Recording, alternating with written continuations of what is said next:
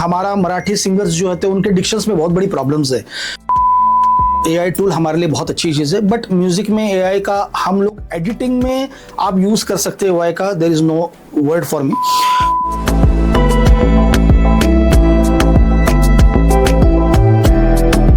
नमस्कार, आज हम बातचीत करेंगे मुख्तलिफ मेलोडीज़ के डायरेक्टर श्रीपाद जी से। श्रीपाद जी एक संगीतकार है, गायक है और मुख्तलिफ मेलोडीज़ के डायरेक्टर भी है।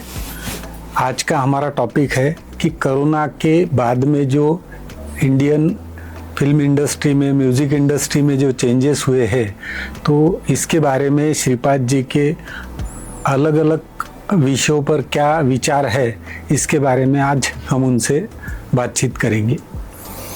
तो श्रीपाद जी, आप अपना इंट्रोडक्शन खुद भी दीजिए, ऐसी विनंती करता हूं। My self I am mister Shripad. मैं एक मुख्तलिफ मेलोडीज़ करके एक छोटा सा चैनल है मेरा यूट्यूब में, और मैं उसको पिछले 2-3 साल से चला रहा हूँ।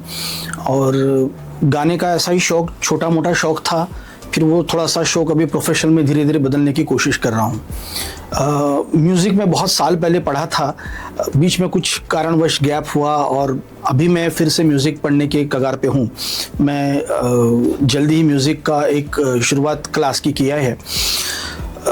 शुरू का दौर जो म्यूज़िक का बहुत अच्छा था, जो 80s और 90 तक का जो म्यूज़िक का जो दौर था, प्रशांत जी, मुझे ऐसा लगता है कि वो दौर बहुत ही सुनहरा दौर था। आज का जो दौर मैं देख रहा हूँ कि आज के दौर में ये जो म्यूज़िक का पैटर्न चेंज हुआ है, एक इंस्ट्रूमेंटल पैटर्न चेंज हुआ है, एक क्लासिकल बेस्ड हर सॉन्ग में है, नो डाउट। क्लासिकल बेस्ड के वजह से ही संगीत का पूरा एक नींव बनी हुई है।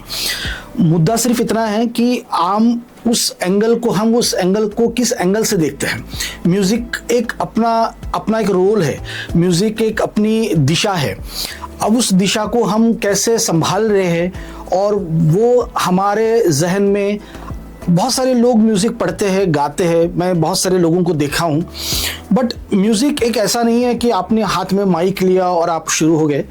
ऑफ कोर्स उसके लिए कुछ स्टेप्स है, उसके लिए बहुत सारी ऐसी चीज़ें हैं जो आपको उसके लिए सीखना बहुत ज़रूरी है।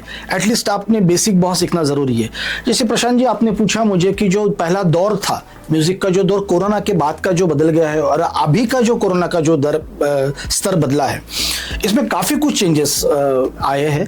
टेक्नोलॉजिकली काफ़ी चेंजेस आए, बिकॉज कोरोना का दर ऐसा था कि सब जगह लॉकडाउन था, तो नेचुरली सब लोग घर में थे, तो हर एक के अंदर के एक सुप्त गुण बाहर आए, और इसी वजह से म्यूज़िक घर घर में बनता गया, म्यूज़िक घर घर में गाया गया।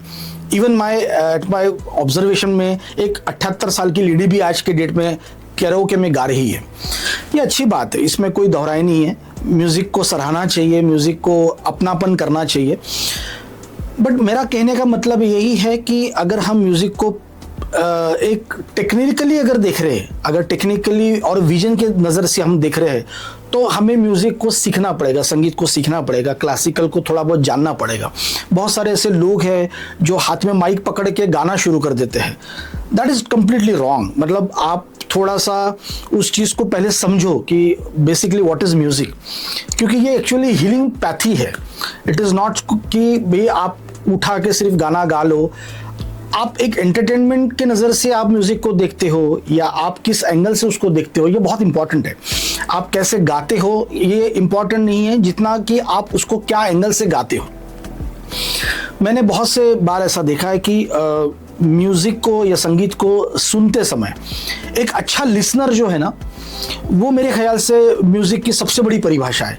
एक गायक तब गायक बनेगा जब उसका सामने वाला ऑडियंस बहुत सक्षम होगा। तो मेरे हिसाब से एक गायक के बहुत ज़्यादा फ़र्क पड़ता है वो ऑडियंस का।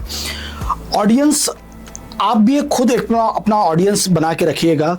आप भी अपना एक ऑडियंस बन के ही आप कहीं पे जाइएगा। आपको समझ में आएगा कि as an audience it's very big task कि आपको म्यूज़िक को समझना है। फॉर एग्जांपल, अगर मैं आपको शॉर्ट में कहूँ कि गज़ल क्या है, गज़ल एक ऐसी नुमाइशी है, ऐसी एक बंदिश है। अगर आप गज़ल को समझते हो तो आप गज़ल को पहले उसके अल्फाजों को जानते हो, उसको समझते हो। शायर क्या कहता है पहले आप समझो, फिर उसमें गायक अपनी रागदारी डालता है, फिर गाता है, फिर उसमें से मतलब निकलते हैं। तो शायर का जो कहना है वो गायक को समझना बहुत ज़रूरी है। अल्टीमेटली सिर्फ लिखा है और हमने धुन बना लिया फिर हम गा लिए, that is not a simple. मैंने जगजीत साहब का एक बहुत अच्छा वीडियो देखा था, उन्होंने बहुत सुंदर चीज़ कही थी गालिब के बारे में कि मिर्ज़ा गालिब ने जो लिखा है वो आज के दौर पे बहुत सारे नौजवान, बहुत सारे लोगों को उनके मतलब अगर आज पढ़ते हैं तो डेफिनेटली आज का दौर जो है वो अलग अलग लेवल पे अलग अलग परसेप्शन से अपने मतलब निकालते हैं। तो संगीत भी ऐसा ही है, हर एक गाना अपने अपने ढंग और अपने अपने रंग से बना हुआ है। आप उसको कैसा समझते हो, कैसे जानते हो, ये बहुत बहुत इंपॉर्टेंट है। आप जितना म्यूजिक को अंदर से समझोगे, जितना आप उसको अपना समझ के गाओगे, अपना समझ के करोगे, मुझे लगता है कि डेफिनेटली आप कला क्षेत्र का कोई भी कला हो, नृत्य हो, नाटक हो, संगीत हो, आपको बहुत सारी बेसिक ऐसी चीज़ें सीखनी है जो आपको कलाकार के नाते आपको आना ही चाहिए। सबसे पहले बात तो बीइंग मराठी, मैं आपको एक बात ज़रूर कहना चाहूँगा कि हमारा मराठी सिंगर्स जो होते हैं उनके डिक्शंस में बहुत बड़ी प्रॉब्लम्स है। तो मेरे ख्याल से वो डिक्शन पे हमने बहुत ज़्यादा ध्यान देना चाहिए। और मैं छोटा सा आपको एग्जांपल देता हूँ, जो यूसुफ खान है, हमारे जो दिलीप कुमार जी फिल्म इंडस्ट्री के थे, एक बार वो लता मंगेशकर का गाना सुनने गए थे। तो लता मंगेशकर का जब उन्होंने गाना सुना था, बहुत शुरू की बात है, जब लता दीदी जस्ट एंट्रेंस बॉलीवुड में किया था, तो उनके अल्फाजों में, उनको गाने में वो एक मराठी का टच आया था। तो यूसुफ खान जो हमारे दिलीप कुमार साहब है, उन्होंने एक उनको अदब से कहा था कि दीदी एक मैं सजेशन करना चाहूँगा आपसे।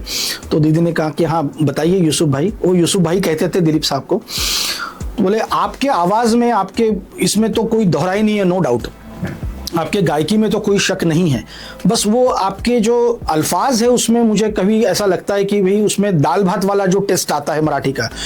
तो यूसुफ खान ने जो ये बात बोला तो लता जी को ये बात बहुत गहराई से उन्होंने लिया, और उन्होंने वो ज़माने में बहुत पैदल जाते थे। आई डोंट नो, वो रिमेंबर नहीं आए मुझे वो स्टेशन, कौन सा स्टेशन वो जहाँ पे वो बुखार में पहले रहते थे, यहाँ से वो पैदल जाते थे और उन्होंने वहाँ पे उर्दू की क्लास लगाई थी ताकि उनके अल्फाज बहुत अच्छे हो, हिंदी उनका अच्छा हो, डिक्शन उनका अच्छा हो।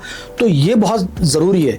अब बहुत सारे ऐसे लोग हैं जिन्होंने अपने ऊपर में ये काम करना चाहिए। मेरे ख्याल से ये संगीत की अपनी पहली परिभाषा है, जो हमारा डिक्शन अगर प्रॉपरली अगर होता है तो संगीत सुनने का भी एक अलग अपना मज़ा है।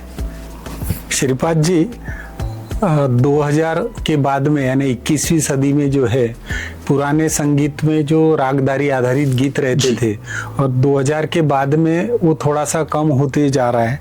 आने वाली अभी जो पीढ़ी है ये रैप सॉन्ग्स वगैरह ज़्यादा सुनती है, ज़्यादा पसंद करती है, और वही गाने बनते हैं जी। तो आने वाले समय में पुराने संगीत का आप भविष्य कैसा देखते हैं? देखिए प्रशांत जी, बहुत अच्छा सवाल है। आज के नौजवानों को मैं ये ज़रूर कहना चाहूँगा, और आज के जो उभरते गायक हैं उनको मैं ये बात पक्का चला जाऊँगा, क्योंकि देखो जितने भी स्टेज शो हुए आज भी मुंबई, दिल्ली, हैदराबाद, बेंगलुरु में जितने भी स्टेज शो होते हैं, आप देखिएगा आजकल के नए गाने उसमें नहीं गाए जाएंगे। आप देखो तो वो 1960 से लेकर तक 1985 और 95 तक के गाने ही आज गाए जाते हैं, बिकॉज उसके अंदर का एक मिठास है, एक मेलोडी है, उसके अंदर में एक गहराई है, दर्द है, एक क्लासिकल टच है, वो हरकतें हैं, मुर्कियाँ है, उसमें बहुत सारी ऐसी चीज़ें हैं जो गाने आज भी पुराने ज़माने के, आज भी 2026 में हमको सुनने की आदत है। देखो क्या है बात, गाने पुराने और नए गाने की नहीं है, बात है मेलोडीज की। आज का दौर का आप मेलोडी सुनो तो आपको देखो, क्योंकि म्यूजिक पैटर्न का जो बीच वाला जो म्यूजिक पैटर्न है वो काफ़ी लंबा हो गया है, तो नेचुरली 6, साढ़े 6, 7 मिनट का एक गाना हो गया। शुरू में आप देखिए तो शुरू में 3.5, 4 मिनट का एक गाना होता था, लेकिन आज भी 1965 का गाना हमें वो सुनने में अच्छा लगता है, बिकॉज ओनली वन थिंग, मिठास उसकी धुन थी। आर.डी. बर्मन साहब थे, किशोरदा थे, आशा जी, लता जी, मन्ना डे, ये बहुत बड़े स्टार्स है। इनको ही अगर हमने प्यार से और इनको ही हमने दिल लगा के एक लाइन अगर हमने सुनी तो मेरे ख्याल से पूरा म्यूज़िक इंडस्ट्री वहाँ पे है। और रही बात आज के म्यूज़िक की, आज का म्यूज़िक भी कठिन है गाने में, नॉट इजी, कि बहुत इजी नहीं आज का म्यूज़िक गाने में।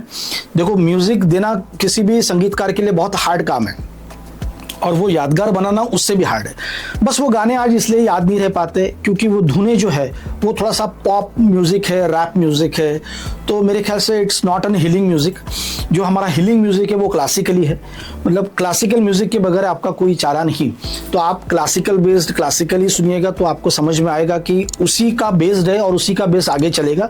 आने वाले 500-600 साल लता जी, आशा जी और किशोर दा, मन्ना दे को, मोहम्मद रफ़ी साहब को लोग सुनेंगे, इसमें कोई दोहराई नहीं है।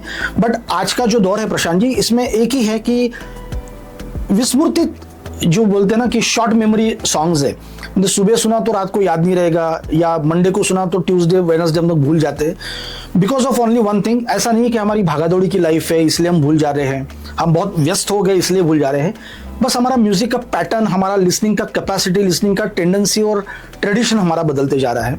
तो आज भी देखिए, एक पुराने ज़माने के सॉन्ग से ही लोग एडिट करते हैं। शादी का वेडिंग सीजन आप देखिएगा, फोटोशूट कीजिएगा, उसमें भी आपको लता जी और किशोर दी का ही गाने आपको सुनने मिलते हैं। तो उसका एक मेलोडी, उसका एक ऑरा जो है, उसका एक ऑरा बना हुआ है वो अलग ही है, उसमें कोई दोहराई नहीं है। उसकी वो म्यूजिक का कोई भी आज के डेट पे बराबर नहीं है। श्रीपाद जी, आगे बढ़ते हुए मुझे ये पूछना था कि अभी आर्टिफिशियल इंटेलिजेंस जो हर चीज में आते जा रहा है, उसमें गाने लिख के भी मिल रहे हैं, गानों का म्यूजिक भी रेडीमेड हो रहा है, तो बड़े बड़े दिग्गजों का इसमें टेंशन की बात आ गई है। तो आने वाले समय में एआई और नेचुरल म्यूजिक, इसमें आपके क्या देखो प्रशांत जी, एआई हमारे लिए आशीर्वाद है। एआई टूल हमारे लिए बहुत अच्छी चीज़ है, बट म्यूजिक में एआई का हम लोग एडिटिंग में आप यूज़ कर सकते हैं एआई का, there is no word for me. But अगर आप म्यूजिक में अगर एआई ला रहे हो तो नेचुरल है कि उसमें जो मेलोडी है, जो अपनापन है, जो एक क्लासिकल टच है, जो इंस्ट्रूमेंटल टच है, वो आपका निकल जाएगा। बिकॉज सिंथेसाइजर में आप देखिएगा कि बहुत सारे इंस्ट्रूमेंट एक ही इसमें रहेंगे, तो वो जो ऑर्केस्ट्रा में जो एक बहुत, जैसे वायलिन अलग होता था, गिटार अलग होता था, बेस गिटार अलग होता था, पाइपेटी अलग होती थी, हारमोनियम अलग होता था, तबला अलग होता था, ढोलक अलग होता था। तो हर एक म्यूजिक इंस्ट्रूमेंट्स के अपने अपने रोल होते थे। वो म्यूजिक, वो एक रियल ऑर्केस्ट्रा था। अभी थोड़ा सा म्यूजिक कॉम्पैक्ट हुआ है, टेक्नोलॉजी आ गई है, यामा जैसी बड़ी बड़ी कंपनियां हैं, रोनाल्डो जैसी बड़ी बड़ी कंपनियां के जो आजकल सिंथेसाइजर आ गए, बहुत सारे इंस्ट्रूमेंट उसमें अंदर मिक्स होते हैं। लेकिन वो जो आज भी वो मिठास जो चाहिए वो नेचुरली है कि वहाँ से वो आपको नहीं मिलेगा। अब ये बात और अलग है कि आप एआई टूल से उसको मैन्युफैक्चर कर रहे हो, या उसको आप रिजनरेट कर रहे हो, या उसको में जान डाल रहे हैं, उसमें अपनापन डाल रहे, that is a different story. But वो जो म्यूजिक आप जैसे प्रशांत जी बता रहे हैं, जो आप इंस्ट्रूमेंट के साथ जो म्यूजिक बजाते हो, that is completely different. Shripad ji, भविष्य में रागों पर आधारित जो गीत पहले बनते थे, अभी वो आज की तारीख में बनना बहुत कम हो गया है, और आज के जो बच्चे हैं, जनरेशन है, वो भी पुराने गाने सुनना कम होते जा रहा धीरे धीरे।